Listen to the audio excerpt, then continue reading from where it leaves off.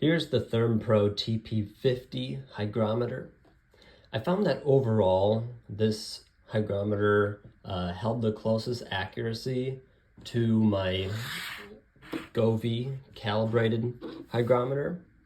For $11, this had the most accuracy for any other, hygrometers that are about $10 on the market. This is only 30 bucks extra, but I'm able to calibrate this to trusted hygrometer devices. And typically speaking, this is about 6 to 8% too dry compared with this. So it's actually about 50% humidity in this room. So it has about a 5 to 8% discrepancy there in the humidity. You can calibrate it to scientifically accurate hygrometers so that you know that you're always reading the correct results.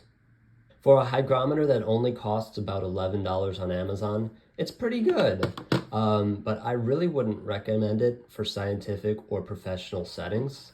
But for home purposes, I would say it's okay. I would say that this is close, but it's not the best. But for $10, it has the best value and the most accuracy.